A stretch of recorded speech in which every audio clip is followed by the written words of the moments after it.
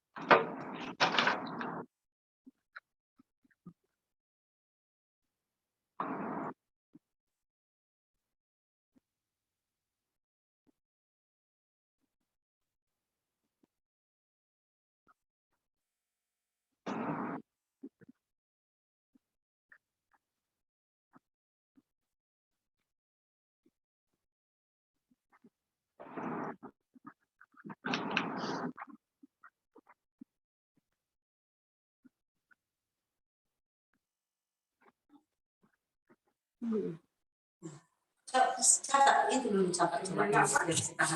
Terima kasih Sentana dan Rusku.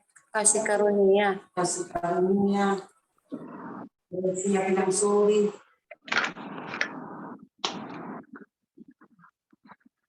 Waduh.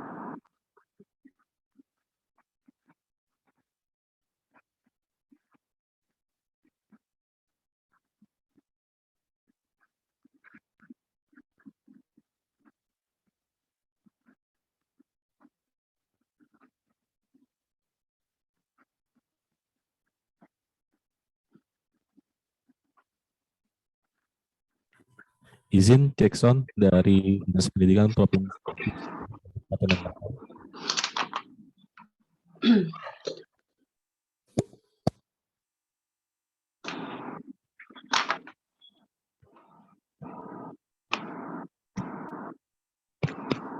Tes 1.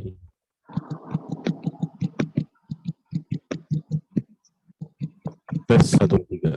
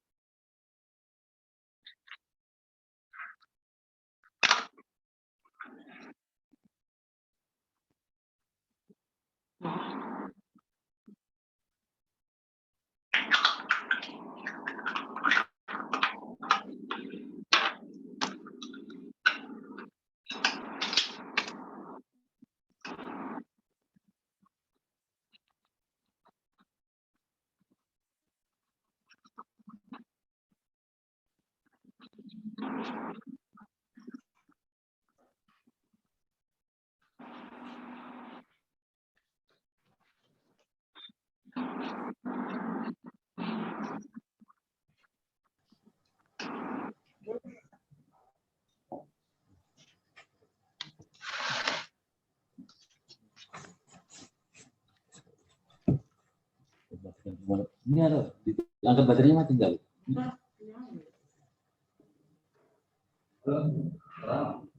Ini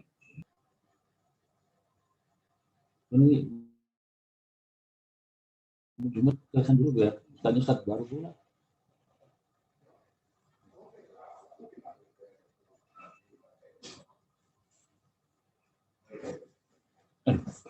Dilihat tanya. Ini.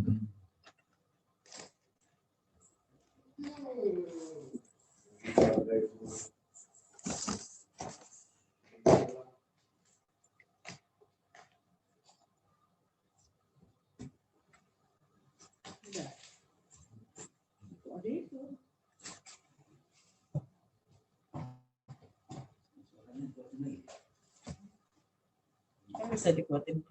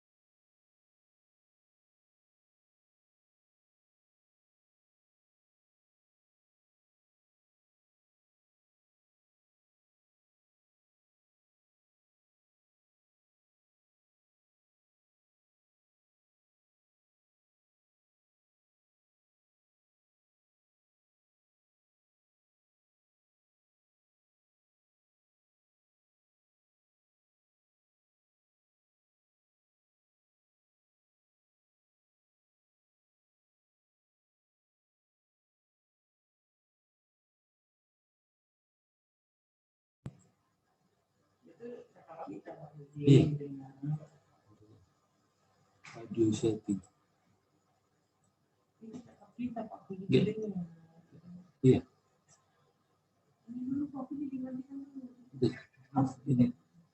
Ini matikan ini.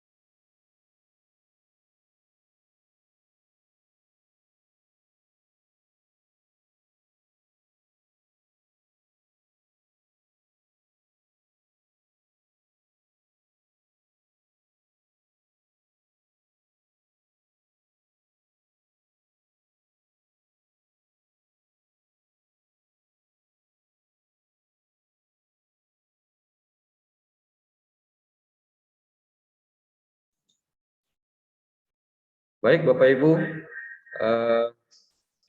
sebentar lagi akan kita mulai rapat kerja Kepala Dinas Pendidikan Provinsi Sumatera Utara dengan seluruh Kepala Dinas Pendidikan kabupaten kota secara daring. Mohon Bapak Ibu untuk mengaktifkan kameranya.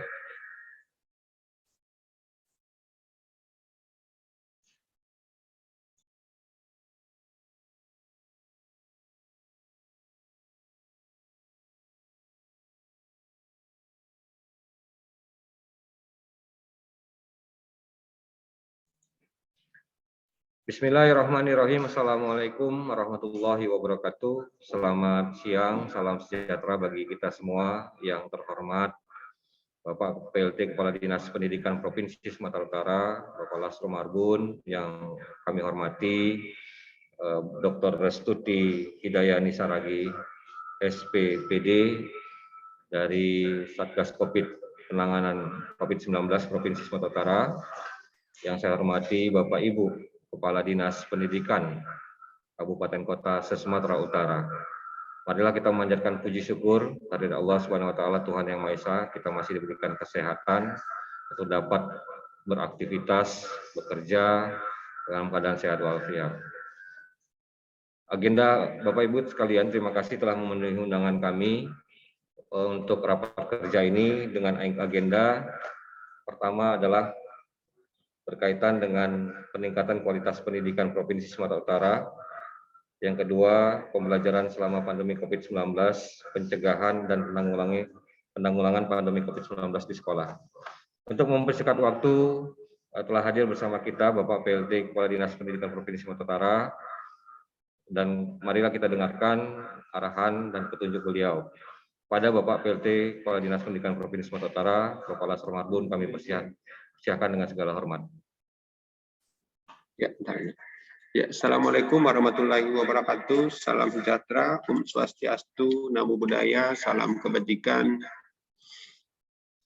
Segala puja dan syukur kepada Tuhan Yang Maha Kuasa, Allah Subhanahu wa taala. Sayang Widi, pada hari ini kita diberikan kemudahan, pengampunan dan perlindungan keselamatan kepada keluarga, kepada sahabat dan seluruh orang yang menyayangi kita, sehingga kita bisa bertemu melalui daring dalam rangka dua hal, peningkatan kualitas pendidikan dan penanganan pandemi COVID pada satuan pendidikan dasar dan menengah. Bapak Ibu sekalian, saya berterima kasih atas kehadiran Bapak Ibu pada saat rapat ini. Mungkin merupakan rapat yang pertama 2022 untuk membahas tugas besar kita, kualitas pendidikan, dan ujian yang sedang kita hadapi, yakni adanya pandemi COVID-19. Yang hari ini di Sumatera Utara cukup lumayan menjadi perhatian, nanti Dr. Restuti yang akan menjelaskan. Yang terhormat Ibu Restuti dari Satgas, sekaligus sebagai ahli kesehatan di Provinsi Sumatera Utara. Yang terhormat teman-teman Kepala Dinas Pendidikan Kabupaten Kota se-Provinsi Sumatera Utara, yang kami hormati seluruh pejabat Dinas Pendidikan Provinsi Sumatera Utara, dan segenap yang ikut dalam rapat ini yang tidak bisa sebutkan satu persatu. Mudah-mudahan kita seluruhnya dalam perlindungan dan keselamatan dari kasih sayang Allah Subhanahu wa taala. Bapak Ibu sekalian, saya sampaikan pendidikan kita Sumatera Utara tidak terlalu baik dibandingkan dengan kualitas pendidikan di daerah yang di Indonesia 33 provinsi lagi. Kalau nggak salah kita masih di bawah 20. Informasi yang saya terima, kita pada tingkat ke-27 dari 34 provinsi. Itu seluruhnya dari mulai SD, pendidikan dasar dan menengah. Kondisi ini cukup memprihatinkan karena beberapa faktor yang saya cermati. Yang pertama, Sumatera Utara merupakan provinsi besar dari jumlah kabupaten kota, dari jumlah penduduk, dari luas wilayah, dan dari besaran APBD. Dari jumlah kabupaten kota, kita nomor 3 terbesar Indonesia setelah Jawa Timur, Jawa Tengah. Dari jumlah penduduk, kita nomor 4 setelah Jawa Barat, Jawa Timur, Jawa Tengah, Sumatera Utara. Dari anggaran, kita nomor 7 setelah Jakarta, Jawa Barat, Jawa Timur, Jawa Tengah, Sulawesi Tenggara, dan Aceh. Nah, sementara dari berbagai hal variabel atau faktor atau indikator penyelenggaraan pemerintahan daerah, termasuk kualitas pendidikan, kita rendah. Bapak Ibu sekalian, kita tidak mundur lagi, mari kita maju. Memang ada fenomena anggaran besar ternyata tidak berbanding lurus dengan peningkatan kualitas pendidikan. Itu bisa dipahami beberapa daerah yang anggarannya terbatas, justru pendidikannya besar.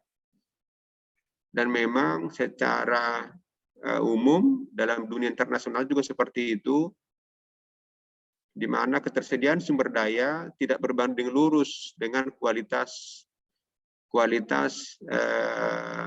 pendidikan dari bangsa yang bersangkutan. Yang ketiga, faktornya tadi selain kita provinsi tua, provinsi besar, dan ikut alam begitu, rumus alam yang berlaku. Yang keempat adalah bahwa tersediaan tenaga pendidik dan tenaga pendidikan juga tidak berbanding lurus dengan kualitas pendidikan. Yang kelima, ternyata rumus konsep visi misi yang terpampang pada banyak institusi pendidikan juga tidak berbanding lurus dengan kualitas pendidikan secara faktual. 5 ini menjadi hal yang cukup menarik untuk kita cermati sebagai insan pendidikan. Karena saya yakin dan percaya, dari manapun background pendidikan kita, tetapi karena sudah diamanatkan oleh pimpinan, bahwa kita menjadi kepala dinas pendidikan atau paling tidak sekarang berkecimpung dalam pejabat pimpinan tinggi pertama yang menangani urusan pemerintahan di bidang pendidikan, maka seyogianya yang bersangkutan adalah insan pendidikan. Tidak ada maksud untuk memberitahukan hal baru kepada Bapak Ibu yang terhormat. Saya hanya ingin mengajak bahwa kualitas ini menjadi perhatian kita, supaya kita mari meningkat dengan cepat. Yang kedua, sekarang fakta. Faktanya memang dinas pendidikan itu lebih sibuk mengurusi proyek, lebih sibuk mengurusi program kegiatan yang tidak terkait langsung dengan kualitas pendidikan. Misalnya, kepala sekolah lebih sibuk mengurusi administrasi BOS daripada melaksanakan supervisi, pengendalian, monitoring, evaluasi, dan penilaian. Bagaimana kualitas kegiatan belajar mengajar di ruangan kelas pembelajaran. Tapi lebih sibuk menghadap A, menghadap B, menghadap C, sibuk dengan administrasi BOS. Yang sesungguhnya kalau dilaksanakan dengan baik dan benar, tidak perlu sibuk. Tidak perlu sibuk menghadapi APH, tidak perlu sibuk menghadapi pengamat, tidak perlu sibuk menghadapi media, apabila dilaksanakan dengan baik dan benar. Demikian juga mungkin institusi pendidikan, misalnya dinas pendidikan, sibuk juga kepala bidang, kepala dinas untuk mengurusi di luar kualitas pendidikan. Bahkan ada pendapat kepala dinas pendidikan misalnya, harusnya kan kepala dinas pendidikan yang berangkat bekerja dan bermuara kepada kualitas pendidikan. Bahkan bisa menjadi bergeser dia hanya sibuk habis waktu mengurusi tadi saya sebutkan program kegiatan yang pengadaan barang jasa baik fisik maupun non fisik. Padahal waktu kita memang terbatas 24 jam, derajat kehidupan juga 360 derajat. Bapak Ibu sekalian, ketiga adalah kita tidak bisa berdiam diri karena daerah lain sudah berlari kencang. Kalau kita berdiam diri lantas membiarkan data ini tidak kita jadikan menjadi bahan pengambilan kebijakan teknis peningkatan kualitas pendidikan, saya termasuk yang khawatir kita akan terus tertinggal dan beberapa tahun ke depan generasi muda Sumatera Utara akan tidak bisa bersaing dengan saudara-saudaranya dari provinsi lain, termasuk provinsi yang jauh lebih kecil dan lebih muda dari kita. Untuk hal itulah teman-teman, hari ini saya memberanikan diri sesuai dengan pasal 3, pasal 10 Undang-Undang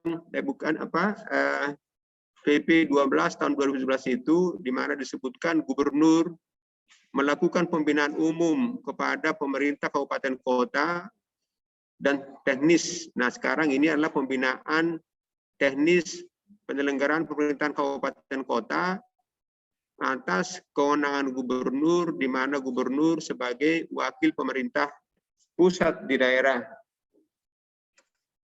Bapak Ibu sekalian, secara kualitatif juga kegiatan ini sebenarnya saya sungkan juga melaksanakan karena di provinsi juga belum terlalu baik untuk menjadi pembina. Namun pendidikan saya pahami tidak mungkin provinsi berjalan, kabupaten berjalan sendirian untuk meningkatkan kualitas pendidikan. Artinya hanya dengan background pemikiran bahwa pendidikan sebuah sistem yang saling terkait satu sama lain, baik terkait dalam arti koreksi maupun terkait dalam arti apresiasi.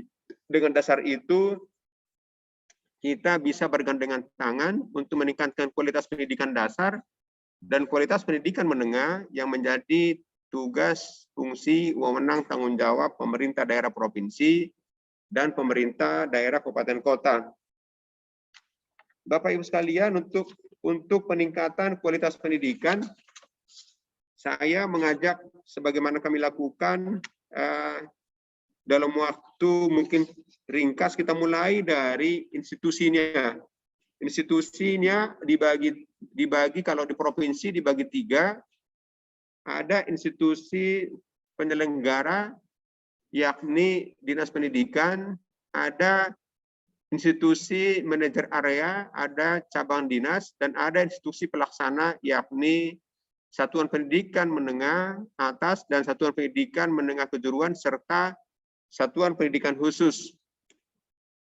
Kita tidak terlalu muluk-muluk dulu bagaimana untuk menciptakan institusi itu aman, nyaman, tertib, pasti, cepat, fokus.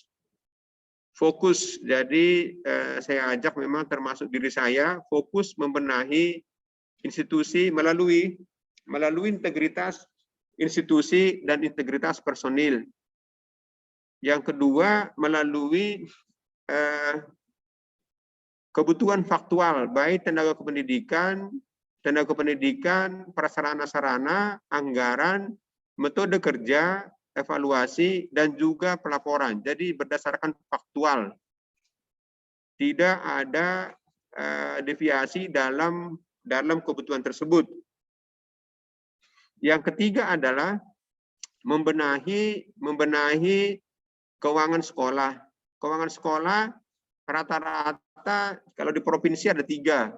Ada keuangan sekolah bersumber dari BOS, ada keuangan sekolah bersumber dari SPP atau keuangan sekolah dan uang sekolah, dan komite. Sekarang ini terjadi ambigu antara mana keuangan sekolah, mana keuangan komite. banyak orang mempersepsikan bahwa SPP yang ditarik dari peserta didik atau orang tua secara terus-menerus dengan besaran yang tetap merupakan uang komite. Saya mengajak kita semua untuk berpikir keras apa iya gitu. Nanti dibaca PP 48 dengan jelas dan Permendikbud mengenai hal itu, apa iya SPP yang ditarik oleh sekolah kepada peserta didik atau orang tua peserta didik yang secara terus-menerus dengan jumlah tetap termasuk uang komite atau tidak. Itu perlu. Kalau saya berpendapat tidak. Karena uang komite itu adalah kedermawanan seseorang, baik dia sebagai orang perorangan maupun sebagai badan hukum yang peduli dan terpanggil terhadap peningkatan kualitas pendidikan yang tidak terikat, yang tidak mengikat dan tidak terus-menerus. Itu jadi kalau di provinsi seharusnya ada keuangan sekolah bersumber dari 4. 1 dari BOP, 1 dari BOS dari pemerintah pusat, 2 dari BOP pemerintah daerah provinsi, yang ketiga dari uang sekolah sendiri SPP, yang keempat dari komite. Itu. Nah, ini perlu kita pertegas nanti. Ini saya lemparkan dulu untuk kita diskusikan dan kita sepakati kelak apa supaya ini terjamin. Mengapa ini perlu keuangan ini? Supaya kita memastikan bahwa tidak ada sandiwara di institusi pendidikan. Karena institusi pendidikan adalah institusi kejujuran, ketulusan, keikhlasan, dan objektivitas. Nah, kalau ada sandiwara atau yang abu-abu kurang tepat menurut saya. Biarkan aja seragam anak SMA itu, SMK yang celananya atau unrocknya yang abu-abu. Tapi supaya tergambar bahwa hubungan antara dasein dan solennya satu. Jadi biasnya tidak terlalu jauh. Yang keempat adalah penataan pembenahan lingkungan sekolah. Misalnya di sekolah, saya beberapa setelah ditugaskan menjadi PLT kembali di dinas provinsi ini, melihat di sekolah kok ada asbak. Di sekolah ada asbak, padahal guru-guru memerintahkan anak sekolah jangan merokok. Tapi di ruangan kepala sekolah, di ruangan tamu ada asbak. Jadi kan berbanding terbalik. Apa yang diucapkan dengan apa faktanya. Bagaimana kita menstimulus, membangkitkan semangat membran atau sel otak peserta didik itu menjadi bangkit, dia maju, sementara kita berbuat yang terbalik. Jadi menurut saya ini nanti kita andai kata setuju teman-teman saya yang kepala dinas pendidikan kabupaten kota yang menangani pendidikan dasar, mari kita sepakati. Tapi kalau di provinsi saya sudah putuskan tidak boleh ada asbak di lingkungan sekolah. Kalau mau merokok silahkan keluar, nanti bikin di lapangan terbuka. Jangan ada asbak di ruangan guru, di ruangan kepala sekolah, dan di ruangan manapun. Kalau itu ada di lingkungan satuan pendidikan menengah, atas, kejuruan, dan khusus di provinsi merupakan pelanggaran dan akan dikenakan pemeriksaan sesuai dengan pasal 3 PP 94 tahun 2021 tentang disiplin PNS. Disebutkan di sana bahwa kebijakan pejabat pemerintah merupakan bagian dari peraturan yang harus dilaksanakan oleh jajaran. Jadi itu kan diputuskan di tingkat provinsi, mudah-mudahan nanti kita sepakati. Tapi kalau nggak sepakat juga ya nggak apa-apa. Tapi ajakan kami, mari kita sepakat. Yang kelima adalah penataan sistem kerja. Sistem kerja antara lain adalah di dalamnya ada komite sekolah, ada tim BOS, terus ada lagi pembagian tugas antara kepala sekolah, wakil kepala sekolah, tausaha, dan bendahara. Sistem kerja ini menggambarkan tautan langsung dan tautan tidak langsung antar jajaran, baik di dinas pendidikan maupun tadi kalau nggak salah, kalau di kabupaten ada seksi pendidikan juga di kecamatan. Kalau nggak salah saya, mudah-mudahan saya nggak salah. Jadi kalau di provinsi ada dinas, ada cabang dinas, ada sekolah. Jadi kalau di kabupaten kota Setahu saya ada dinas, ada cabang dinas atau seksi lagi, seksi pendidikan di kecamatan atau regional, dan baru ada satuan pendidikan. Ini juga kita pertegas bagaimana guru-guru supaya tidak perlu mengurus pangkat sendiri, tapi harus menyusun angka kredit masing-masing. Karena penyusunan angka kredit ini menjadi bagian dari komoditi yang bisa mereduksi institusi kita dan digosipkan seakan-akan semua pakai duit. Padahal mungkin gurunya yang tidak bikin angka kredit, dia minta orang lain yang nyusun angka kredit, baru disebutkan, oh naik pangkat mahal, bayar 500.000, bayar 200.000, bayar 1 juta.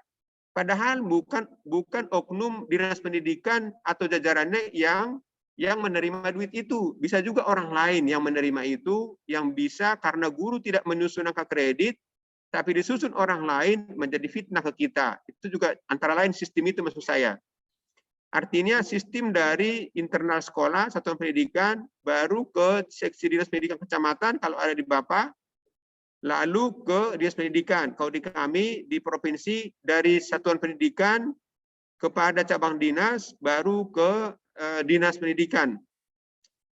Nah, hal lain juga yang perlu kita tata ulang adalah bagaimana peran pengawas.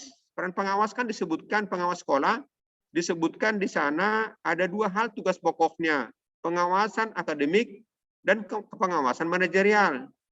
Bagaimana hubungannya 2 hal itu dengan seksi yang ada di dinas pendidikan atau seksi dinas pendidikan di kecamatan kalau di kota. Itu perlu kita tahu sehingga pengawasan itu menjadi tidak saling beririsan, tapi sinergis menciptakan perhatian besar dari para tenaga pendidik untuk memberikan pembelajaran yang optimal di masing-masing sekolah. Lebih lanjut, nomor 6 adalah yang ingin saya coba perkenalkan atau tawarkan atau ingatkan bagi teman-teman. Mari kita juga mengoptimalkan pengawasan pembinaan pengelolaan dana BOS. Dana BOS. Jadi kalau di dana BOS itu mulai dari tim di tingkat dinas atau di kabupaten atau di provinsi, di sekolah. Ini perlu kita pertegas seperti apa komitmen kita sehingga dana BOS itu benar-benar dipakai untuk kegiatan peningkatan pendidikan. Lebih lanjut lagi, kalau ada teman-teman yang hubungannya dengan provinsi, nomor terakhir ini nomor 7, andai kata ada kebutuhan yang bisa difasilitasi provinsi bertautan dengan program pendidikan, namun anggaran terbatas di provinsi. Kita diskusikan bersama. Ada sinergi antara kabupaten kota dan provinsi. Nah, melalui 7 yang saya perkenalkan ini atau saya ingatkan atau saya coba tawarkan kepada teman-teman, monggo didiskusikan internal, lalu kita akan bikin raker khusus untuk peningkatan kualitas pendidikan di Sumatera Utara. Dan kita bisa menyusun target bersama. Kalau di provinsi, saya targetkan, saya canangkan 15 besar nasional. Artinya terjadi peningkatan 12 tingkatan, dari 27 menjadi 15, dengan formula pendidikan Sumatera Utara sumut bermartabat, optimal, dan tanpa tindakan koruptif. Mudah-mudahan, kalau kabupaten kota silakan membuat masing-masing, tapi tentu bermuara kepada kualitas pendidikan. Demikian untuk 7 hal yang kami tawarkan, perkenalkan, atau ingatkan. Karena saya paham, mungkin Bapak Ibu yang lebih paham mengenai pendidikan dibandingkan saya, bagaimana menangani pendidikan ini. Demikian teman-teman, nanti kita diskusikan lebih lanjut pada momen lain. Nah, yang kedua mengenai pembelajaran pada masa pandemi. Sudah diputuskan beberapa waktu lalu kita PTM, tapi terbatas 50% pada zona hijau. Kemudian peningkatannya tidak begitu bagus, harus ada PTM bergerak kepada PJJ. Di sini ada Bu Restuti, dokter dari dokter pelayanan, dokter akademisi, dokter pengamat juga, sekaligus juga bagian dari Satgas Provinsi Sumatera Utara. Nanti menjelaskan lebih rinci. Bersama kita ada beliau. Beliau ini dokter umum, dokter spesialis 1, dokter spesialis 2, konsulen, dan juga sarjana hukum. Jadi kadang-kadang nanti kalau ibu ini bicara, keluar sarjana hukumnya, jadi agak menekan. Tapi harapan saya hari ini Bu Restuti benar-benar sebagai dokter. Jadi jangan dikeluarkan sarjana hukum ya Bu. Siap Pak Kadisdik. Yang kami ingin katakan adalah bahwa yang pertama berkaitan dengan pandemi yang kami lakukan di provinsi, saya menyampaikan aja ada 7 perintah harian Kepala Dinas Pendidikan Provinsi Sumatera Utara mulai Senin kemarin. Kepada mudah-mudahan kita bersambung atau nanti kami bisa diperkaya kolega saya dari Kepala Dinas Pendidikan Kabupaten Kota. Yang pertama adalah jadikan satuan pendidikan menjadi area penanganan pandemi COVID sendiri. Maka untuk itu pertama bentuk tim penanganan pandemi COVID di masing-masing sekolah yang dipimpin oleh kepala sekolah, kalau di provinsi dibantu oleh para wakil kepala sekolah. Baru yang kedua, jadikan satuan pendidikan menjadi otonomi khusus. Artinya apa? Dalam otonomi itu, maka untuk itu yang kedua perintahnya adalah pada saat peserta didik memasuki gerbang sekolah, pada saat peserta didik memasuki ruangan sekolah, demikian juga saat keluar harus ditata supaya tidak terjadi kerumunan pada saat masuk sekolah dan keluar sekolah. Yang ketiga, sediakan sarana prokes secara minimal, yakni ada masker, kalau bisa medis. Yang kedua, ada disinfektan secukupnya, proporsional. Terus yang ketiga, ada hand sanitizer. Yang keempat, di Dinas Pendidikan Provinsi Sumatera Utara adalah, yang keempat, jadikan seluruh wali kelas dan guru mata pelajaran menjadi supervisor untuk mengamati kondisi, keadaan, dinamika, kesehatan setiap peserta didik secara cermat pada saat dia mengajar. Yang kelima adalah, apabila ada seseorang, baik guru, tenaga kependidikan, dan peserta didik yang terkonfirmasi atau dianggap mulai terlihat gejala, segera lakukan pemeriksaan. Bagi yang bergejala, bagi yang terkonfirmasi, segera laporkan kepada fasilitas kesehatan untuk dilakukan tracing kepada teman-temannya.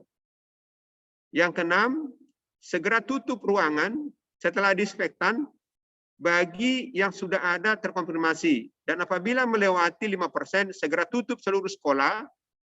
Segera tutup seluruh sekolah untuk 5 hari kerja atau 5 hari kalender sambil terus evaluasi. Baru yang ketujuh, siapkan catat dan laporkan data kalau di provinsi dari sekolah ke cabang dinas, dari cabang dinas ke provinsi setiap hari. Berapa peserta didik, berapa tenaga pendidik yang terkonfirmasi hari dan kumulatif. Ini perlu bagi kita supaya kita bisa mengadakan antisipasi sekaligus memutuskan keputusan kebijakan teknis ke depan dalam rangka pandemi COVID. Nah, yang di luar itu terkait dengan 2 variabel tadi, antara mutu pendidikan atau kualitas pendidikan dengan pandemi COVID, diharapkan seluruh manajemen sekolah bisa bekerja keras, tentu dibarengi doa dan usaha menjaga kesehatan, supaya kualitas pendidikan kita tidak terlalu anjlok dengan adanya pandemi COVID-19 di dunia, Indonesia, dan Provinsi Sumatera Utara, serta kabupaten kota yang ada di Sumatera Utara. Demikian teman-teman yang perlu sampaikan. Mohon maaf kalau ada susunan kata atau pilihan kata intonasi yang kurang berkenan di hati Bapak Ibu sekalian, ini hadir hanya untuk kita bersama dalam rangka kepentingan pendidikan Provinsi Sumatera Utara, Kabupaten Kota, dan keselamatan kita bersama, dunia, bangsa Indonesia, Provinsi Sumatera Utara, dan 33 kabupaten kota di Provinsi Sumatera Utara. Saya kembalikan kepada pembawa acara. Terima kasih. Wassalamualaikum warahmatullahi wabarakatuh. Mauliate menjua-jua. Ini ada pangan. Jua-jua, ahoy, jauh.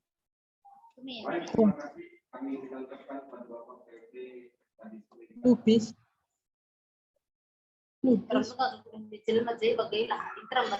Tuh, lupis dah. Salah terlupis sendiri.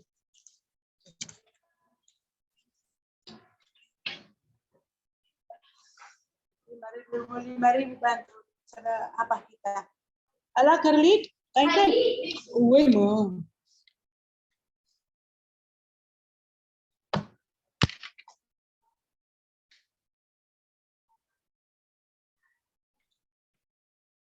Baik, terima kasih. Selanjutnya kita dengarkan penyampaian dari Dr. Restuti Dayani Saragi, SPPD, dari tim Satgas COVID Penanganan COVID-19 Provinsi Sumatera Utara. Kepada Ibu kami persilakan, Bu. Baik, terima kasih banyak Pak Ihsan dan juga yang saya hormati Bapak PLT, Kepala Dinas Pendidikan Provinsi Sumatera Utara, Bapak Lasro beserta tim, Bapak Ibu Kepala Dinas Pendidikan Kabupaten Kota ke-33, kemudian Satgas dari bidang penanganan kesehatan, Satgas COVID-19 ke-33 Kabupaten Kota yang berhadir maupun Dinas Kesehatan, Bapak LO BNPB, Bapak Maijen Darlan Harahap, rekan-rekan dari bidang penanganan kesehatan, mungkin ada Dr. Gigi Ismail, ada Dr. Alwi, ada Dr. Inka, ada Dr. Lia. Mohon izin tadi Pak Darlan sudah sempat masuk, mungkin terlempar kembali, mohon bantuan host agar dapat memasukkan kembali. Izin saya dibantu agar Dr. Rizkia Pratiwi bisa menjadi co-host, agar saya, untuk sementara, agar saya bisa sharing. Yang pertama yang saya mau sharing adalah notulensi rapat 2 hari yang lalu di kantor Gubernur Provinsi Sumatera Utara mengenai Monef PTM yang kami Satgas COVID-19 inisiasi melalui Bapak Sekretaris. Boleh di-share?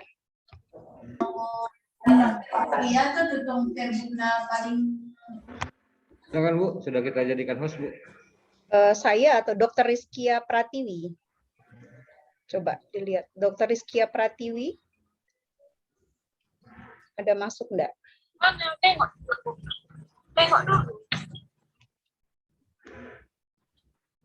Yang bermikrofon.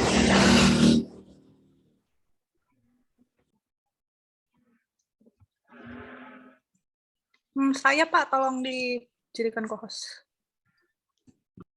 Ya.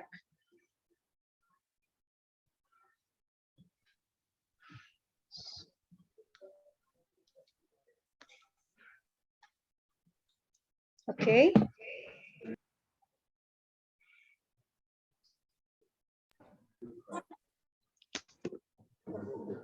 Ya. Sudah ya, Dr. Tiwi, tolong di-share.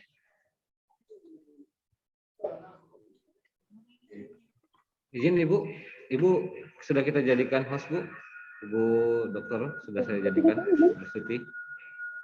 Dr. Tiwi Pak yang dijadikan. Saya titip bahan karena ini saya lagi sambil mobile. Yang raise hand tadi, Dr. Tiwi.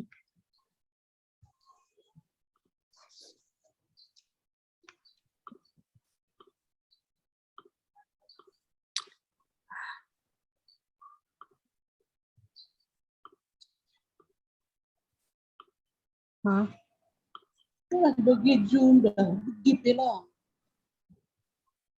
Dr. Tiwi sudah bisa share screen? Halo? Sudah bisa share screen? Izin belum Dok, belum jadi co-host. Ya, izin Pak Ihsan yang dijadikan co-host Dr. Tiwi, karena beliau yang akan men-share bahan saya sembari saya menyampaikan. Pencegahan dan penanggulangan Tiwi. Pencegahan dan penanggulangan COVID-19.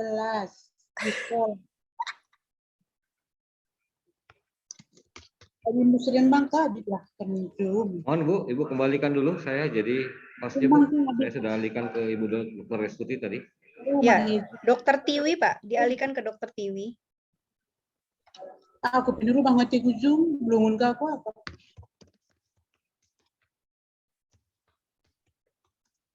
Ada lelet. Padahal aku pakai data aku lelet. Jurnal.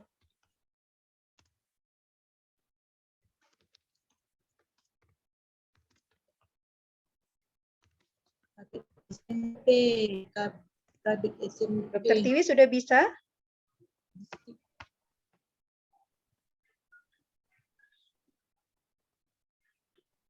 Belum dok, dikembalikan dulu hostnya dok. Oh, sorry, saya kembalikan dulu ya. Berarti ini yang main dari host atau dari saya? Dari Ibu Bu, tadi saya Oke, lempar udah hostnya itu. ke Ibu. Sudah, Dokter Tiwi sudah host ya. Boleh Dokter Tiwi di-share biar kita cepat. Ya, mohon izin Bapak Ibu sekalian dan juga Bapak PLT Kepala Dinas Pendidikan Provinsi Sumatera Utara dan seluruh yang berhadir, di ke atas dulu Dokter Tiwi, di scrolling ke atas. Ini notulensi kita di hari Rabu 16 Februari 2022. Agendanya adalah mohon izin Bapak Ibu yang lain bisa melalui moderator Pak Ihsan di-mute-kan agar kita fokus. Apa dulunya?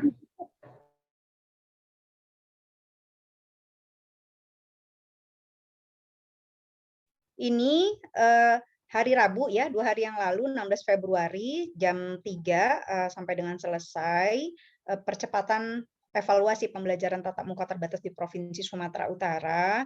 Intinya adalah latar belakangnya ini, masalahnya pendataan Monef PTM yang akurat dan real time, baik bulanan maupun hari per hari di Provinsi Sumut, Sumatera Utara belum terhimpun, Bapak Ibu sekalian. Sampai dengan hari ini, mulai dari 3 minggu yang lalu saat mulai rutin kembali monitoring evaluasi PPKM luar Jawa Bali dalam Rakortas, rapat koordinasi terbatas yang dipimpin oleh Menko Perekonomian Bapak Airlangga Hartarto, Sumatera Utara kita termasuk di antara tinggal sedikit lagi provinsi-provinsi yang belum melaporkan secara real hasil monitoring PTM-nya setelah berjalan paling tidak mulai Januari apa yang sudah dilakukan termasuk amanat yang termaktub di dalam SKB 4 Menteri agar dilakukan surveillance epidemiologis active case finding alias penemuan kasus aktif.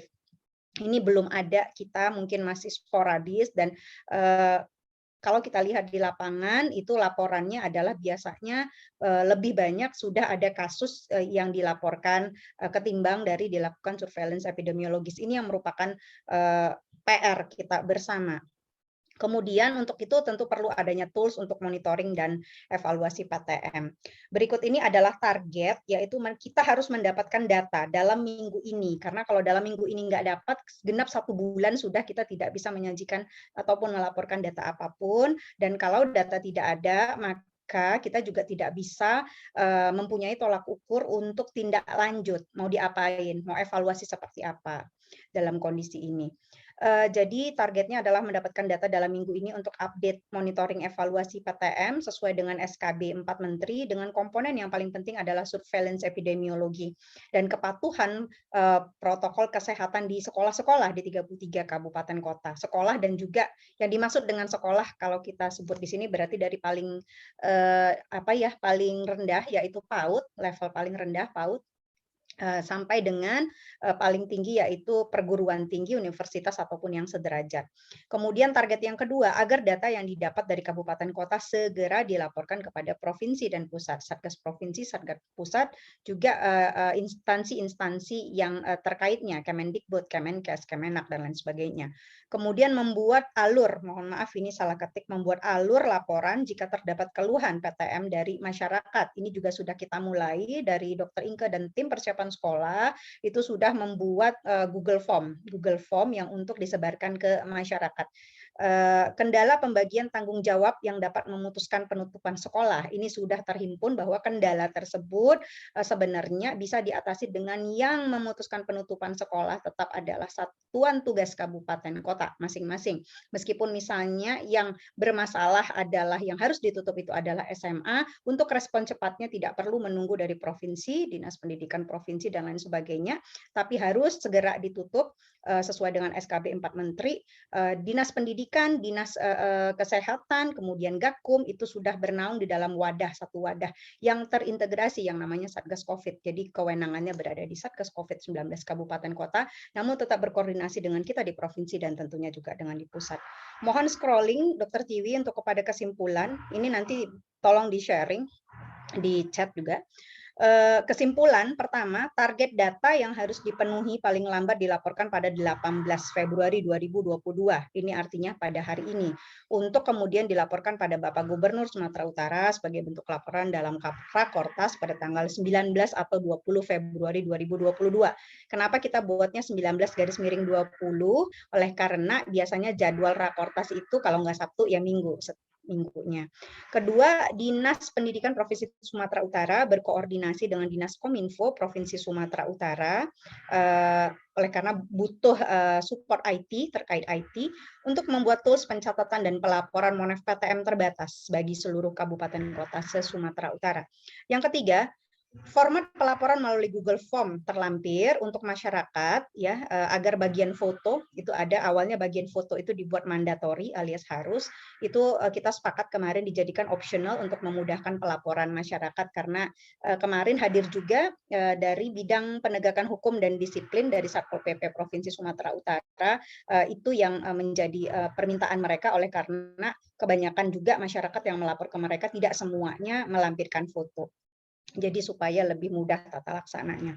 Yang keempat, bidang penegakan hukum dan pendisiplinan Satuan Tugas Penanganan COVID-19 Provinsi Sumatera Utara siap dalam pengawasan prokes di institusi pendidikan dan mendampingi pelaksanaan Monef prokes termasuk surveillance epidemiologis. Tentunya poin nomor 4 ini juga sama halnya saya kira kesiapannya harus tidak boleh tidak untuk Gakum di Satgas COVID-19 di Kabupaten Kota. Yang kelima, menindaklanjuti surat koordinator bidang penanganan kesehatan Satuan Tugas Penanganan COVID-19 Provinsi Sumatera Utara nomor sekian-sekian tanggal 21 Januari 2022 perihal pemberitahuan pelaksanaan surveillance kepada koordinator, tolong ke bawah Dr. Tiwi, kepada Koordinator Bidang Penanganan Kesehatan Satgas COVID-19 ke 33 Kabupaten se-Sumatera Utara, di mana kita tahu Koordinator Bidang Penanganan Kesehatan itu seluruhnya adalah Kepala Dinas Kesehatannya, untuk pelaksanaan surveillance epidemiologi di satuan pendidikan masing-masing. Jadi tanggal 20 Januari itu kita atas nama Bapak Gubernur sudah mengirimkan surat ini, dan tembusannya juga sudah kepada Kepala Dinas Pendidikan, kepada Kanwil Kemenak, dan lain sebagainya. Nanti setelah ini akan kita tampilkan juga bentuk surat tersebut. Untuk pelaksanaan surveillance epidemiologi di satuan pendidikan masing-masing. Dan dalam rapat ini kita sepakat agar mendesak kawan-kawan kabupaten kota, mendesak tapi tentu juga kami dampingi pastinya, agar surat tersebut segera ditindaklanjuti, paling lambat hari ini 18 bulan 2 2022, serta hasil pelaksanaan surveillance di satuan pendidikan segera dilaporkan untuk menjadi pertimbangan tindakan selanjutnya.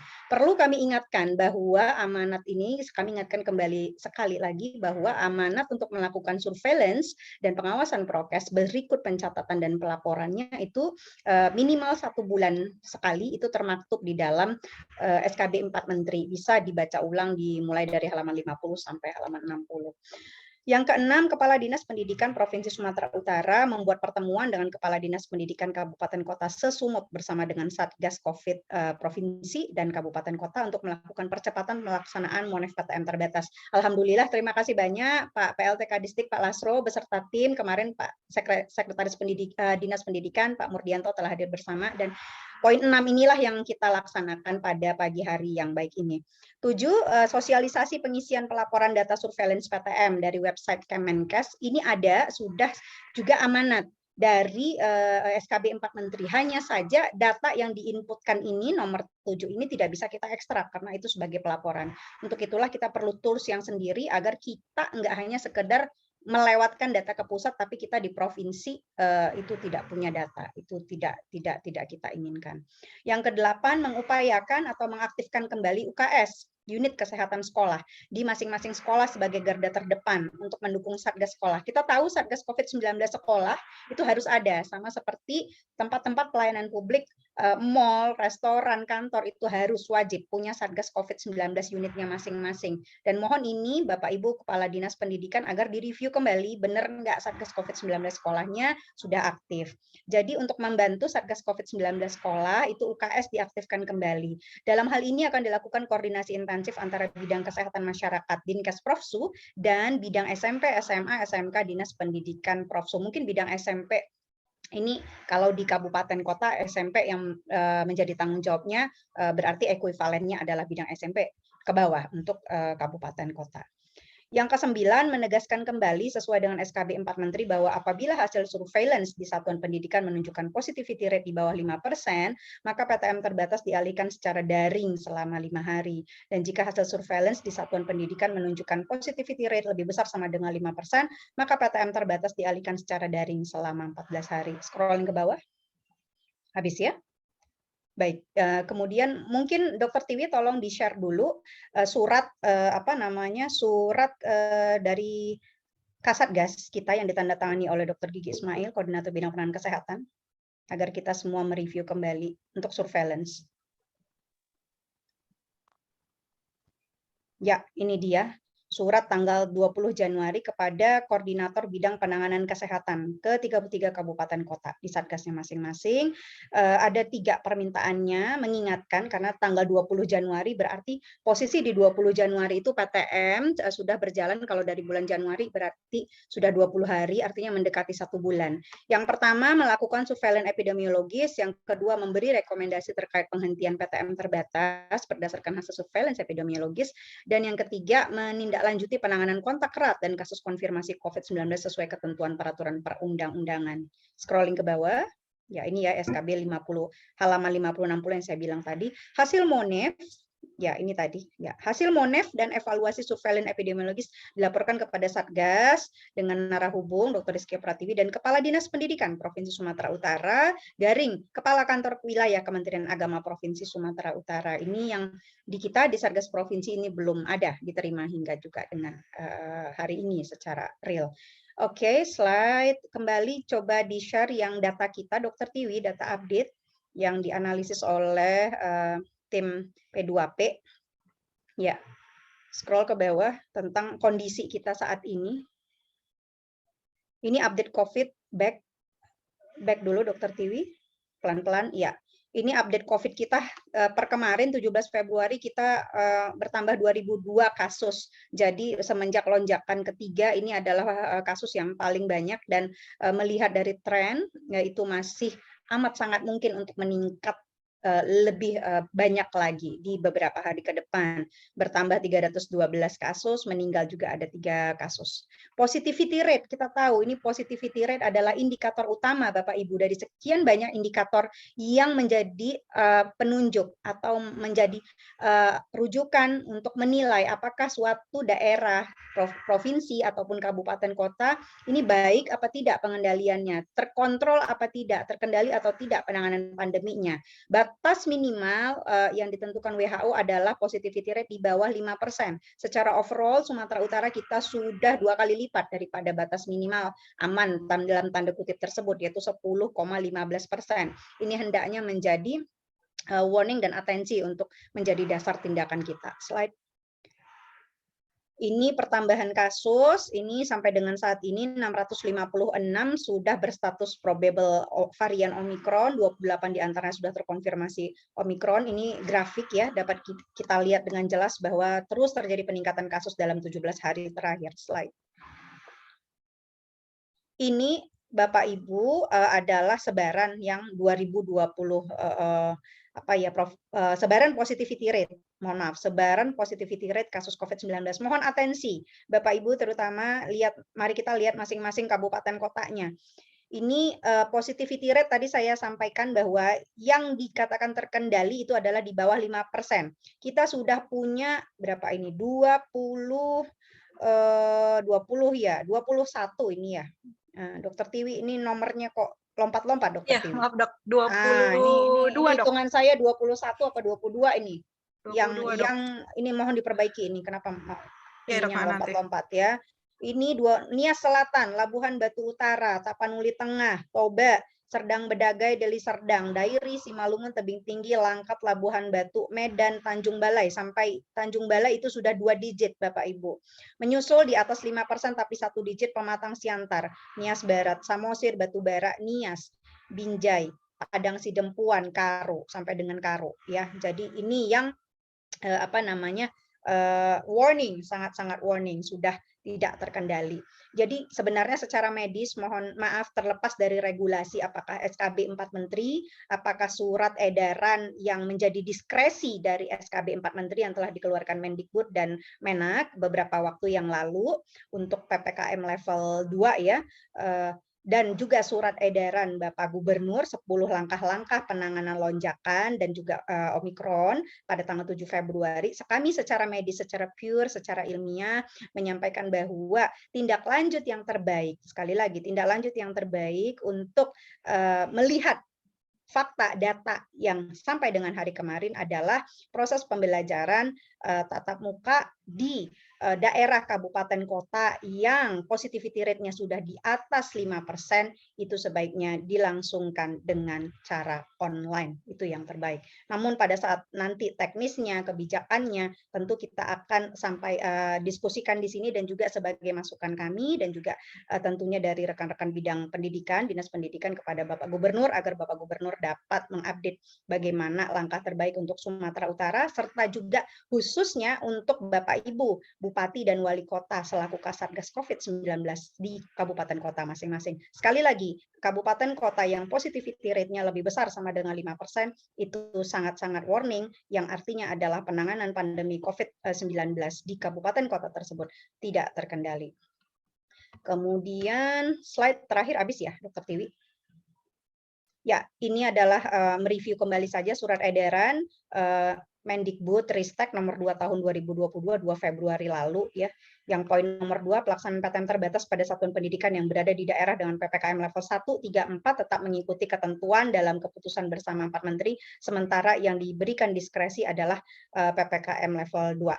Sementara kita tahu dalam surat edaran Bapak Gubernur juga membuat diskresi yang di luar daripada itu, yaitu meminta agar kita ketiga kabupaten kota melaksanakan 50% pembelajaran secara daring dan 50% secara luring. Mungkin ini adalah waktu yang tepat untuk kita mengevaluasi, sembari tentunya target utama tadi adalah kita hari ini harus merampungkan data seberapa saja minimal yang ada, agar kita tidak kosong lagi, Bapak Gubernur tidak kosong lagi juga untuk melaporkan data ini ke pusat, dan kita data yang real seberapa dapatnya juga hari ini dapat menjadi patokan acuan kita untuk tindakan yang benar melalui kesehatan, namun tetap juga memperhatikan aspek pendidikan yang terbaik untuk anak-anak kita.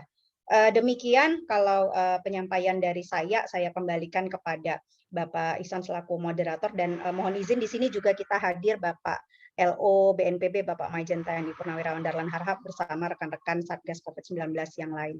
Mohon izin Pak Ihsan, ini kemarin dalam rapat kita sepakat untuk mengundang, mohon kesediaan dari Dinas Pendidikan Provinsi Sumatera Utara juga mengundang bidang penanganan kesehatan Satgas COVID-19 kabupaten kota masing-masing. Apakah jadi diundang, Pak?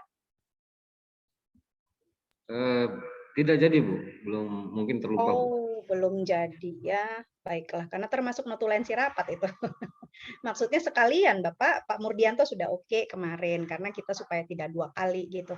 Karena kenapa kita tidak bisa bekerja sendiri. Pendidikan nggak bisa jalan sendiri, kesehatan nggak bisa jalan sendiri, kita mau Monef nggak bisa sendiri. Minimal 3 bidang, Pak. Bidang pendidikannya main, bidang penanganan kesehatannya, backupnya adalah bidang Gakum, penegakan disiplin dan hukum. Itu koordinatornya Satpol PP, di belakang Satpol PP juga ada Polri dan TNI, kita nggak bisa sendiri, Pak. Itu mungkin mohon izin saya agak menyesalkan kenapa tidak jadi diundang, saya nggak tahu apa ininya apa dasarnya karena sudah merupakan notulensi sebenarnya. Enggak apa-apa, nanti itu kita tackle bahwa hari ini hasilnya harus kita sampaikan ke semua. Terima kasih Bapak, mohon maaf apabila dalam penyampaian tadi Pak Lasro sudah singgung, saya kadang-kadang ada mood-nya, mood hukumnya, ada mood kesehatannya. Hari ini di tengah-tengah Pak Ihsan ya Pak Lasro, mohon izin. Terima kasih. Assalamualaikum warahmatullahi wabarakatuh. Terima kasih kepada Ibu Dr. Restuti yang telah banyak sekali menyampaikan hasil rapat, kemudian langkah-langkah kita, baik di tingkat Dinas Pendidikan Provinsi sampai juga pada tingkat kabupaten kota. Hadir bersama kita Pak PLT LO PNPB khusus penanganan COVID, Bapak Brigjen TNI Purnawirawan Dahlan Rahab. Mohon izin Pak, kami persilakan Pak menyampaikan arahannya Pak. Terima kasih. Baik, Assalamualaikum warahmatullahi wabarakatuh. Selamat siang dan salam sejahtera bagi kita semua. Yang saya hormati Pak Lasro, PLT Kepala Dinas Pendidikan Provinsi Sumatera Utara, dan rekan-rekan sekalian, mohon maaf tidak sebutkan satu persatu, takut ada yang kelupa, ada yang salah nama.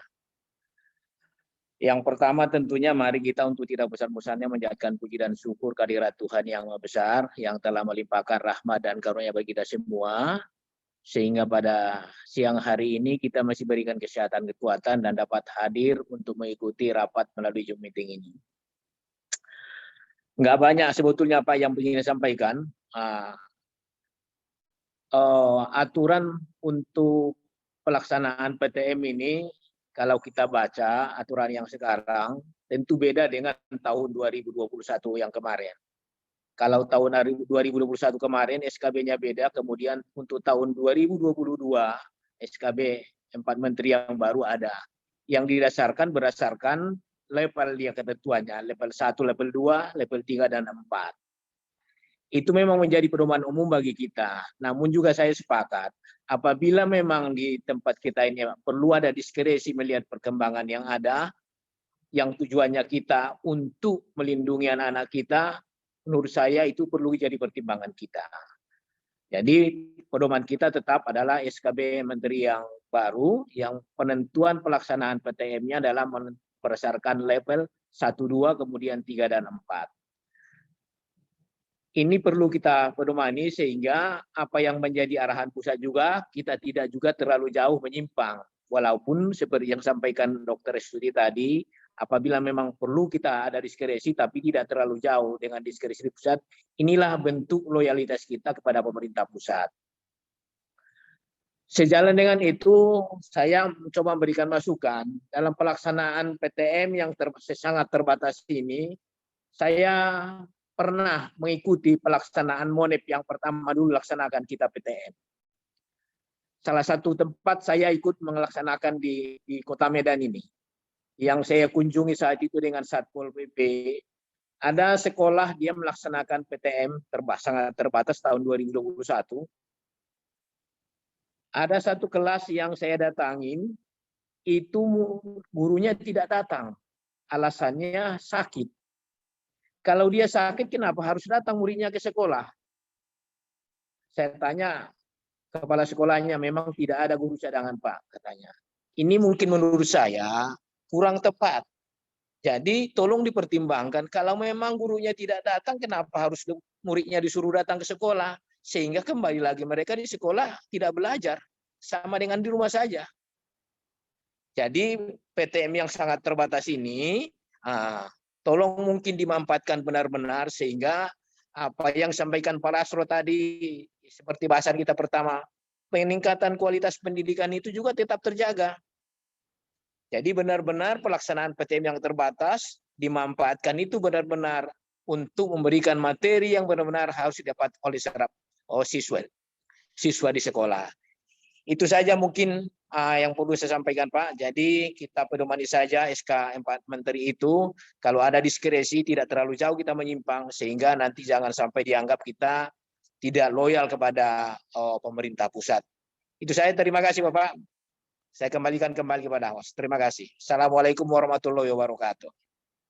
Waalaikumsalam warahmatullahi wabarakatuh. Terima kasih Pak Brigjen TNI Dahlan Rahab yang telah memberikan arahan kepada kita semua.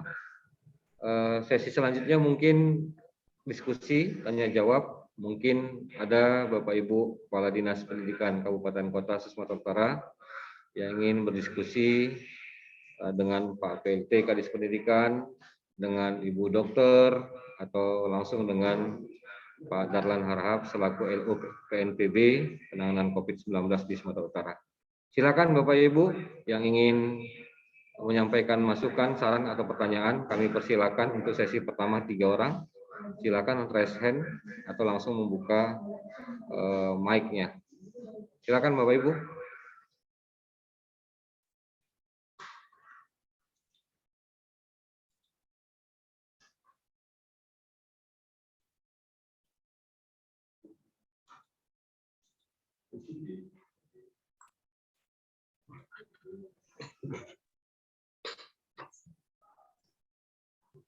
Silakan Pak, yang ingin bertanya. Izin Pak Iksan.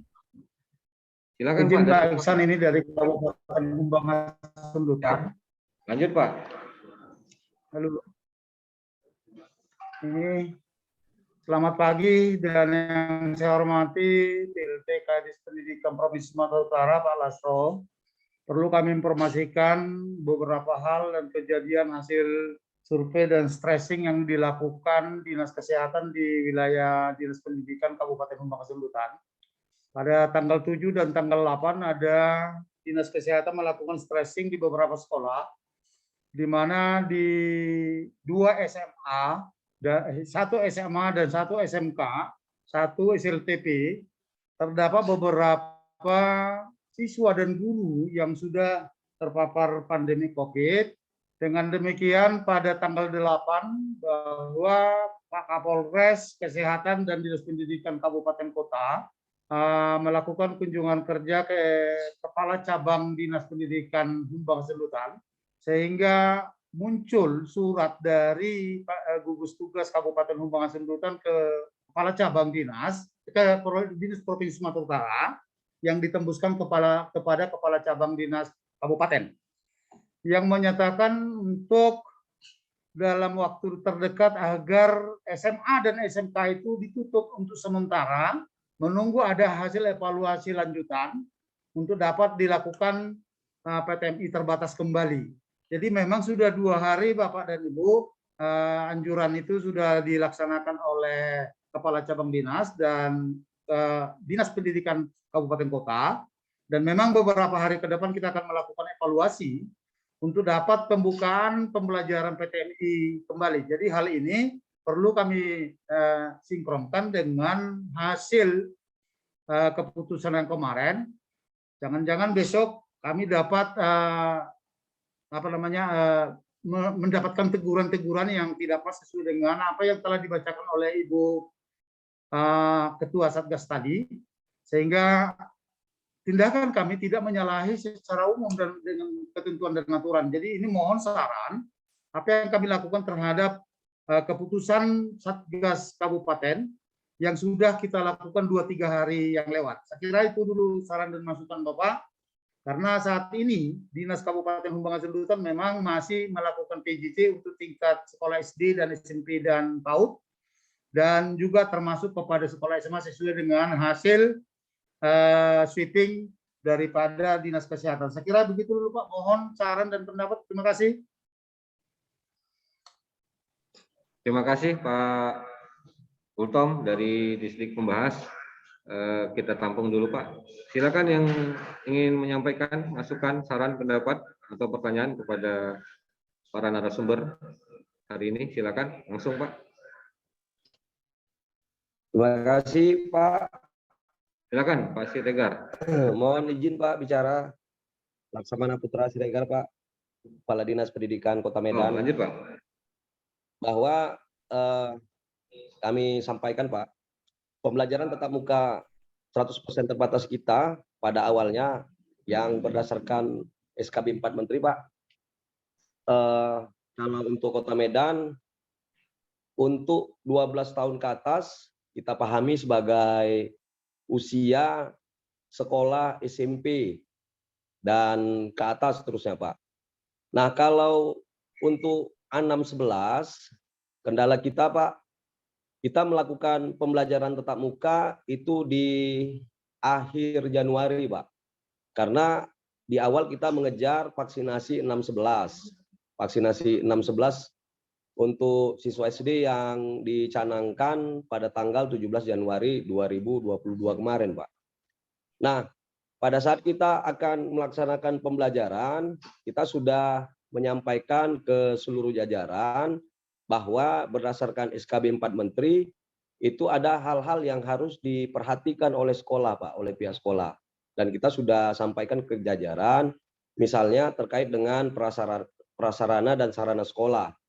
Nah, yang kita amati, Pak, untuk aplikasi Peduli Lindungi ini, itu hampir semua sudah melaksanakan aplikasi Peduli Lindungi sudah disediakan di sekolah, Pak. Cuma kendala kita bahwa pembelajaran yang 6 jam ini seyogianya harus dilakukan fumigasi dulu, Pak, kepada sekolah sebelum pembelajaran ataupun sesudah pembelajaran, tergantung sekolahnya.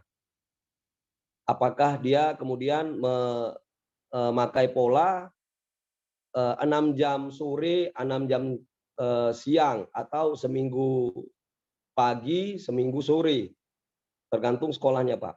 Nah, yang kita amati ini, Pak, di sekolah-sekolah itu kegiatan fumigasi ini, Pak, hampir tidak dilaksanakan. Kendalanya tentu adalah soal pembiayaan atau bahan fumigasi, Pak, untuk sekolah.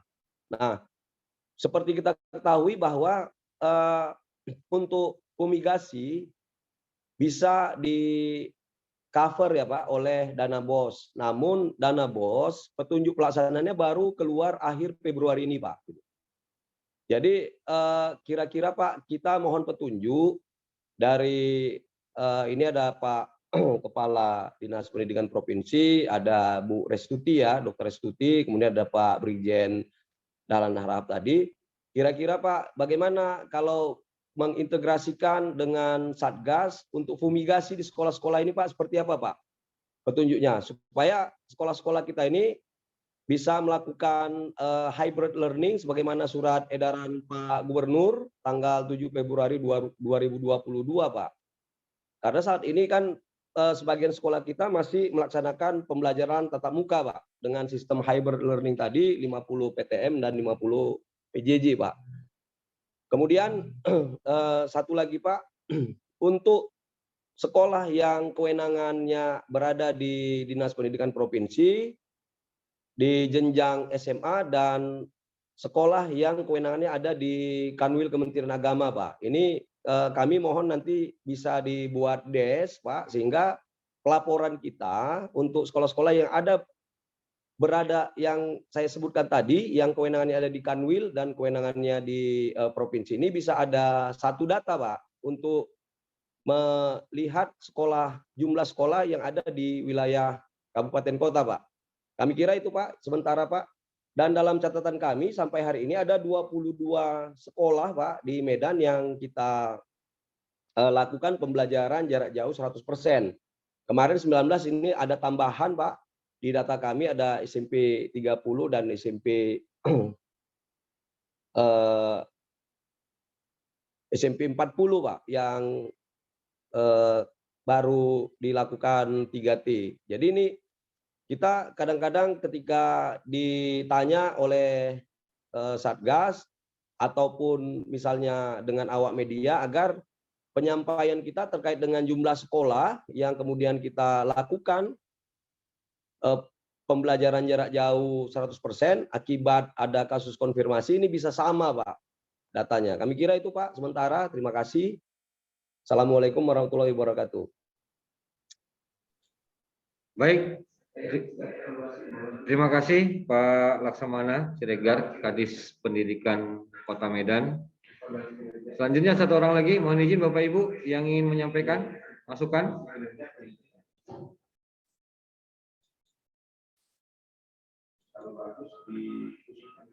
Silakan Bapak Ibu. Cukup?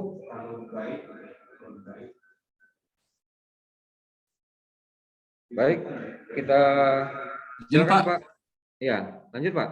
Izin Pak, ini terima kasih Pak. Yang kami hormati Pak Kadis PLT Kadis Pak Pendidikan Provinsi Sumatera Utara Pak Lasro Marbun dan Bapak Ibu sekalian yang tidak bisa saya sebut satu persatu. Saya Sekretaris Dinas Pendidikan Kabupaten Samosir Pak. Yang ingin saya tanyakan Pak, apakah sudah ada surat untuk pembelajaran daring dari SMA sampai PAUD Pak? Karena kalau dari segi kapasitas kami untuk SMA, tingkat SMA atau setara SMK, apa kapasitas kami untuk melakukan atau memerintahkan untuk pembelajaran daring, gitu Pak. Terima kasih Pak. Baik, terima kasih Pak Sekretaris Dinas Pendidikan Kabupaten Samosir. Satu saja ya Pak ya. Baik, kita beri kesempatan. Kita persilakan Pak PLT Kadis Pendidikan Provinsi Sumatera Utara ingin menyampaikan jawaban. Silakan Pak. Terima kasih dari teman Bang Hasemdutan. Suratnya kemarin sudah kami terima dan kita setuju. Jadi kemungkinan kita akan lihat bagaimana supaya tidak terlalu mengurangi kualitas pembelajaran gitu ya. Nanti saya kontak Kasabdisnya. Yang kedua dari Kota Medan, betul Pak, sudah bisa fumigasi dari anggaran BOS. Nah, cuman juknisnya untuk penggunaan dana BOS untuk fumigasi belum memang. Dan sepertinya untuk fumigasi ini belum banyak juga ya, kalau bisa memang dari katalog supaya lebih nyaman para kepala sekolah dan jajaran dinas pendidikan. Supaya tidak ada pertanyaan-pertanyaan dari berbagai pihak di kemudian hari setelah kejadian selesai atau post audit. Yang ketiga dari Distrik Samosir sudah ada. Jadi perintah saya itu melalui elektronik, juga melalui daring seperti ini kepada seluruh kepala SMA, SMK, SLB negeri dan swasta. Kami lakukan dalam 2 kali rapat. Juga ada perintah elektronik. Nah, untuk lebih lengkap memang kita akan bikin semacam juknis rinci penanganan pandemi ini. Memang harus dikaitkan dengan mutu atau kualitas pendidikan memang. Kalau enggak, agak repot kita. Karena tadi saya sebutkan statistik kita ini rendah di tingkat nasional. Jadi kalau misalnya kita tidak mengambil satu terapi besar atau intervensi besar yang aman juga terhadap pencegahan penanggulangan pandemi, memang akan sangat khawatir kualitas pendidikan kita bisa lebih rendah lagi seperti itu. Terus kepada Bapak Maijen Dahlan Harahap tadi, terima kasih banyak Pak. Tadi lupa menyapa, tidak tergambar dalam screen. Terus yang keempat, tadi sebagaimana dikemukakan oleh Satgas Provinsi melalui bidang kesehatan, Dr. Restuti, yang berwenang menetapkan seketika bahwa Satuan Pendidikan PJJ atau PTM adalah Satgas Kabupaten Kota tanpa menunggu persetujuan dari provinsi apabila dianggap proporsional atau cukup alasan untuk itu. Namun demikian yang kami minta memang diberitahukan kepada provinsi. Yang kelima tentang pembuatan DES di distrik Propsu, betul sekali Pak Kadis, kami akan segera lakukan. Ada DES untuk tingkat provinsi dan kami juga sebenarnya sudah share bagaimana tentang pelaporan pandemi COVID di masing-masing sekolah dan secara regional sampai kepada tingkat Dinas Pendidikan Provinsi. Demikian, terima kasih atas usulnya Pak. Kami tidak lanjuti. Saya kembalikan kepada pembawa acara. Baik, Ibu Dokter, silakan. Ada ingin menanggapi, Bu? Ya, boleh dikerucutkan kembali dari 3 itu yang harus saya jawab kalau tidak salah tadi yang mengenai tindak respon cepat sudah ditegaskan kembali oleh Pak Lasro ya, bahwa yang bisa menit per menit, jam per jam respon cepat ada laporan tentu satgasnya. Tapi ya mohon dilaporkan juga gitu. Kalau ya misalnya pesantren berarti dia ke Kementerian Kanwil Kemenak. Kalau dia SMA, SLB, SMK atau sederajat ke Distrik Profsub. Prinsipnya koordinasi, tetapi kita memangkas memangkas jenjang pelaporan yang terlalu berlama-lama itu kita nggak mau karena itu adalah kini kan masanya pandemi. Jadi yang berwenang tanpa melihat kewenangan siapa sesuai derajat pendidikan adalah Satgas COVID kabupaten kota setempat. Dengan catatan tetap melaporkan. Kemudian izin Pak Ihsan tadi yang dari rekan Disdik Humbahas tadi yang untuk ke saya apa ya? Kalau saya tidak salah, apakah itu atau ada yang lain? Apakah yang Tentang Humbahas evaluasi dok, tentang evaluasi tadi. Kalau Humbahas tentang evaluasi, Bu. Evaluasi PTM ya? Pelaksanaan PTM atau yang sudah. Ya, oke, baik. Saya mau tekankan lagi teknis. Tadi mungkin saya belum singgung detail. Prinsip kita jangan memadamkan kebakaran, Bapak Ibu. Memadamkan kebakaran itu artinya kita PTM kita jalan aja, kita tunggu ada yang positif dari guru atau dari murid ngelapor ke kita baru kita tutup. Itu namanya pemadam kebakaran. Harusnya kita menemukannya lebih dulu. Menemukannya lebih dulu ya prinsip. Kenapa? Karena COVID-19 itu sangat bisa tidak bergejala dan amat sangat banyak, apalagi yang Omikron ini tak bergejala sampai dengan gejala ringan.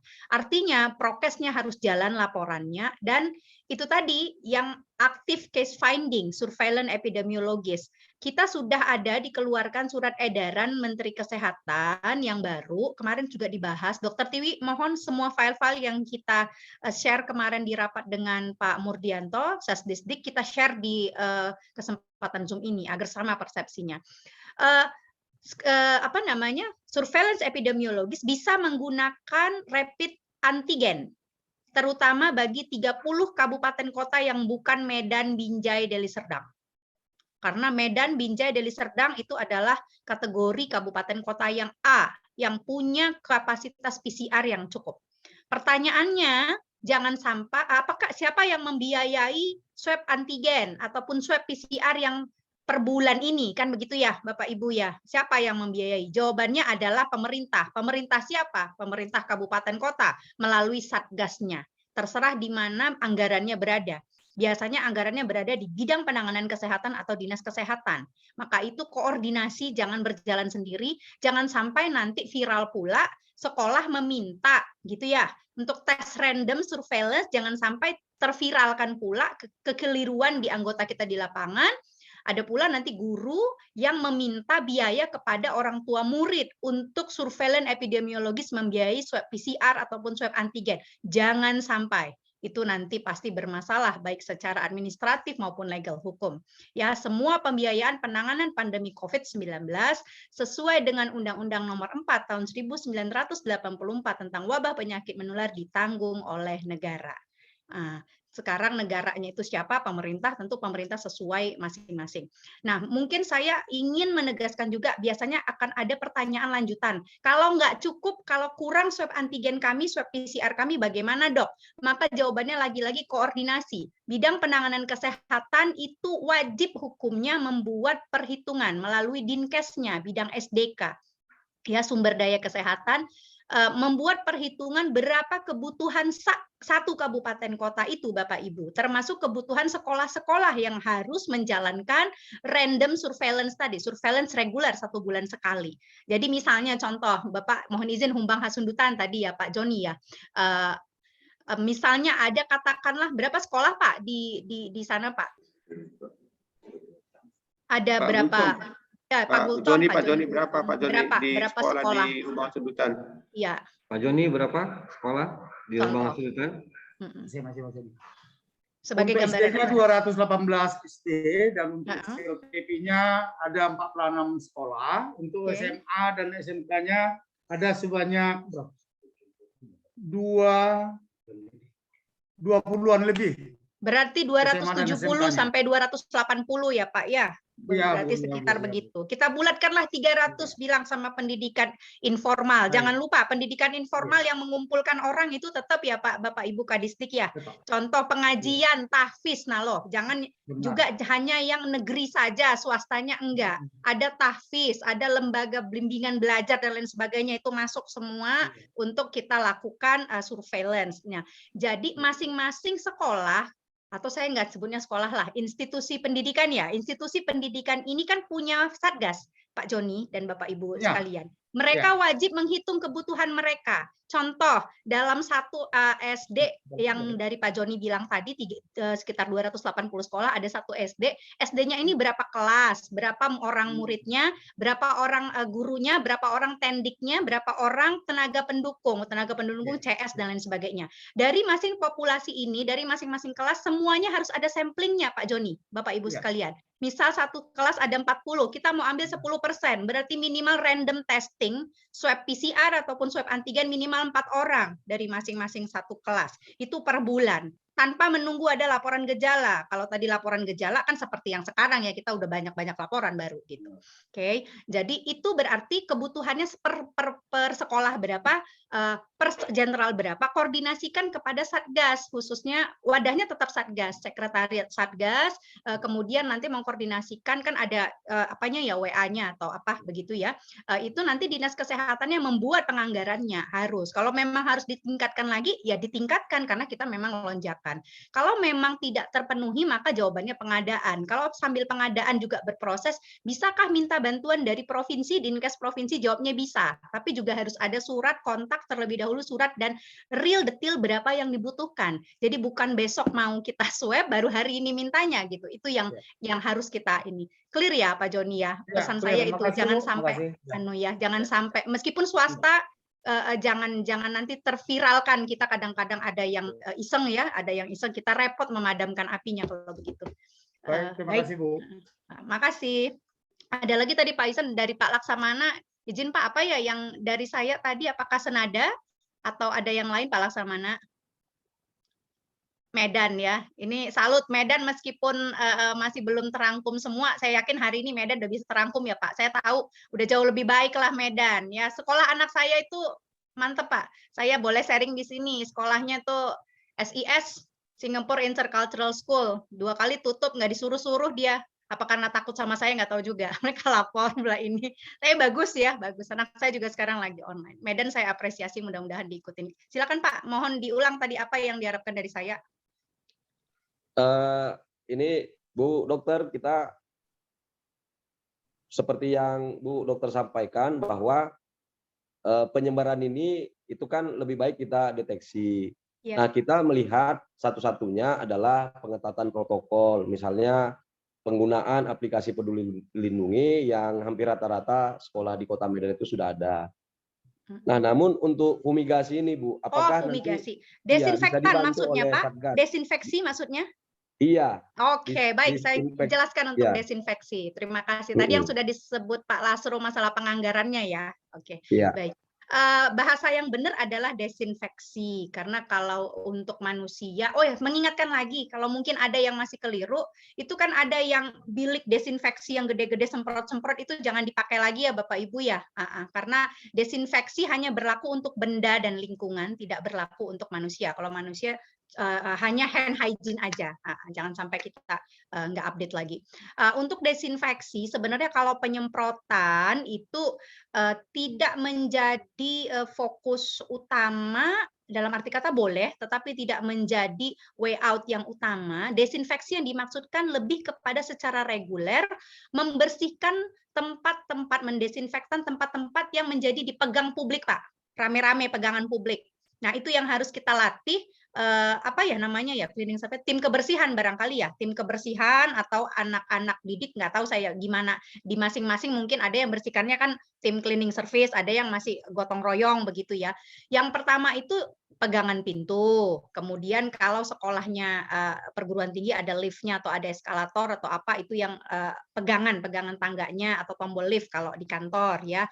Kemudian meja permukaan Pak, meja kursi permukaan itu sesuai sebenarnya sudah kita buka lagi mari nanti di dalam SKB 4 Menteri itu sebelum dan sesudah proses tiap harinya harus dilakukan. Nah itu barangkali pengawasan itu berikut penunjang anggarannya barangkali. Tapi saya kira kalau untuk semprot jalan, semprot halaman enggak perlu Pak. Kalau yang dimaksud dengan fumigasi adalah penyemprotan secara menyeluruh kayak fogging itu ya atau kayak apa itu enggak perlu, tetapi proses pembersihan melalui standar desinfektan.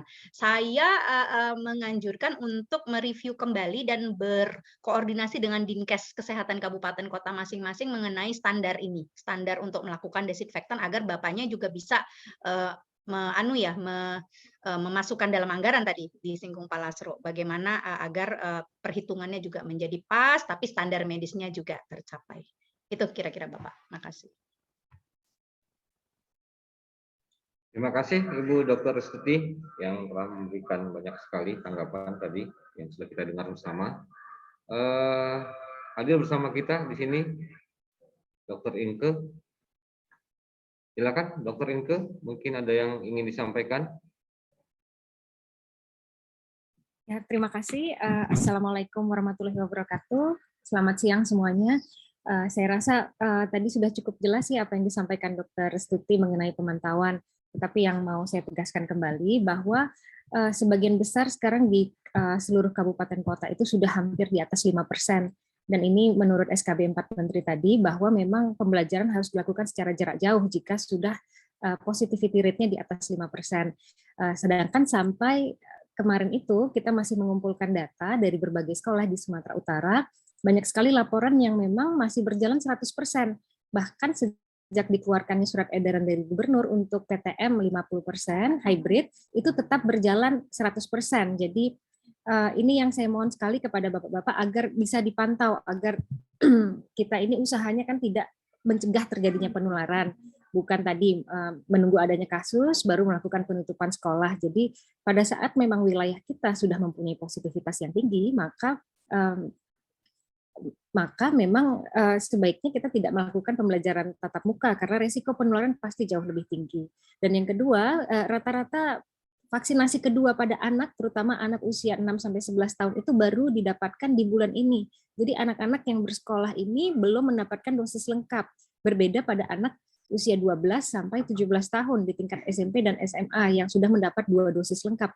Jadi kalau masih 1 dosis, itu perlindungannya hampir tidak ada, karena untuk mendapatkan perlindungan atau mencegah dari penyakit yang berat, itu kita harus mendapatkan 2 dosis. Jadi sebenarnya anak-anak ini masih beresiko untuk penyakit yang berat jika terpapar oleh COVID-19. Nah ini sangat disayangkan, dikarenakan satu, status vaksinasi yang belum lengkap, yang kedua, sudah ada instruksi untuk melakukan PTM secara hibrid 50%, ini masih dilanggar.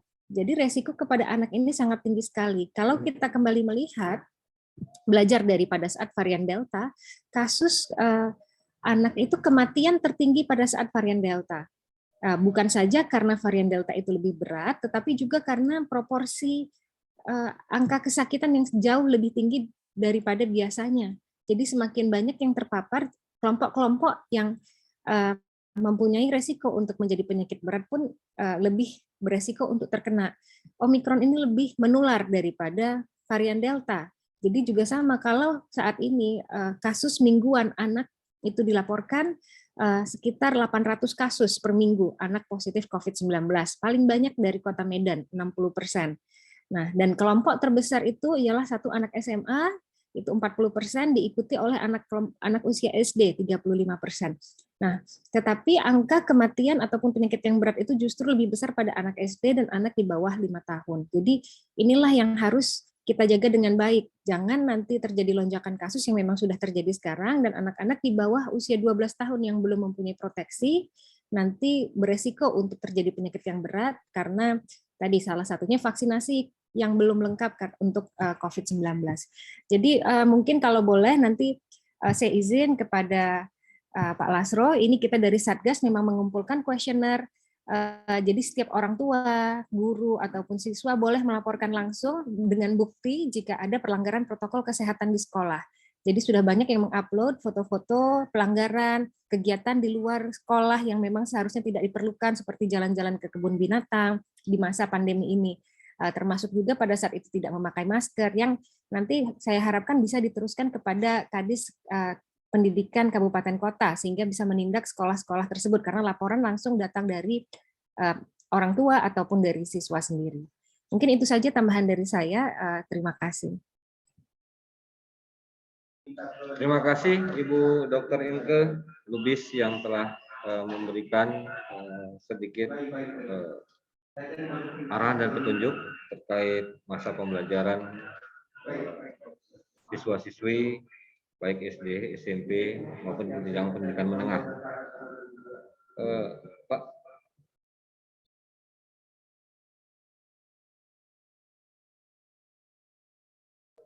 Baik, saya pikir tidak ada lagi mungkin yang ingin disampaikan, pertanyaan, saran, masukan. Izin Pak. Saya mohon nanti ada beberapa kesimpulan yang bisa saya tangkap dalam hasil Izin, pertemuan Pak, ini. Pertama, dimohonkan seluruh jajaran Dinas Pendidikan, baik provinsi, kemudian kabupaten kota, untuk senantiasa melakukan pengisian, pendataan terkait COVID-19 yang sudah disampaikan tadi di https bit.ly laporan sekolah Satgas COVID-19.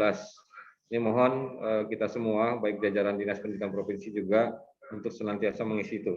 Kemudian yang kedua adalah seperti yang disampaikan oleh Bapak PLT Kadis Provinsi Sumatera Utara, di jajaran kami akan membentuk DES, mungkin DES tentang perkembangan COVID-19, yang akan nanti kita sampaikan juga kepada seluruh cabang dinas pendidikan yang ada di Sumatera Utara, bersinergi, berkolaborasi dengan seluruh kepala dinas pendidikan kabupaten kota, supaya data yang diinginkan oleh Pak Kadis Pendidikan Kota Medan, data kita bersinergi, data kita match, baik yang ada di tingkat pendidikan usia dini dan dasar, menengah pertama, dengan pendidikan menengah.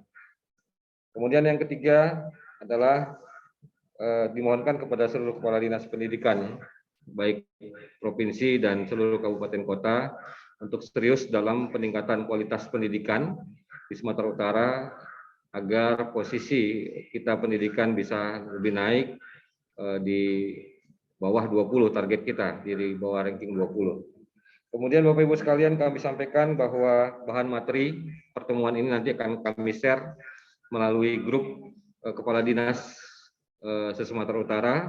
Nanti kita sampaikan juga, dan juga pertemuan ini akan masuk dalam kanal YouTube Pendidikan Provinsi Sumatera Utara. Mungkin ini penyampaian kesimpulan dari saya, Bapak Ibu sekalian. Ibu Dokter, terima kasih. Ibu Dokter Inke, terima kasih. Pak Maijen Darlan Harahap, terima kasih atas kesediaannya hadir bersama kita. Bapak Ibu sekalian, Kepala Dinas Pendidikan Kabupaten Kota, terima kasih atas memenuhi undangan kami. Mohon izin Bapak Ibu sekalian, sebelum kita akhiri, saya ingin sesi foto dulu. Untuk ini, mohon yang belum diaktifkan, mohon diaktifkan kameranya. Saya nggak tahu, kita ambil 2 kali. Saya nggak tahu nanti posisi Bapak Ibu di mana. Kita mulai satu, senyum Ibu, Bapak Ibu, senyum, 1, 2, 3. Bentar Bapak Ibu.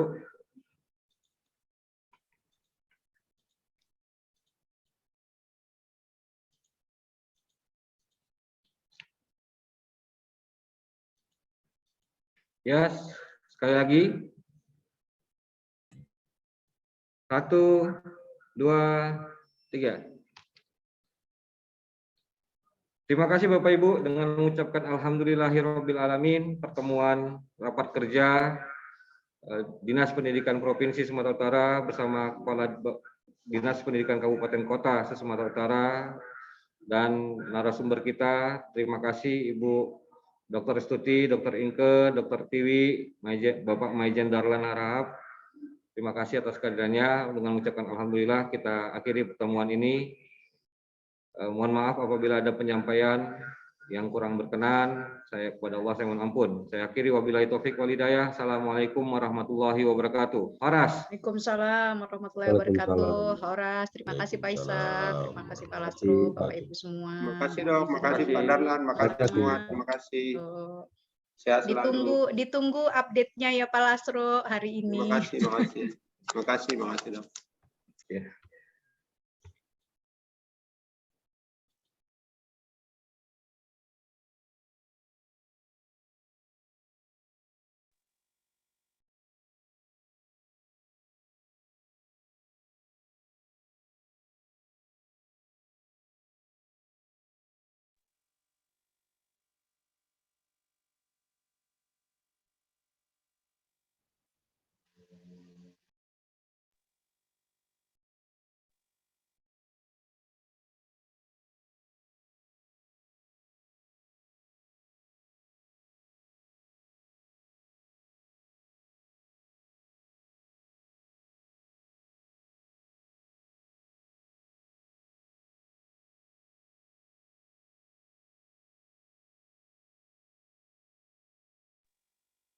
Izin live Bapak Ibu. Terima kasih. Terima kasih Pak Kadis. Silakan, monggo.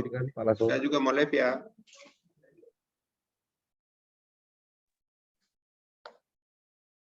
Jangan parsial.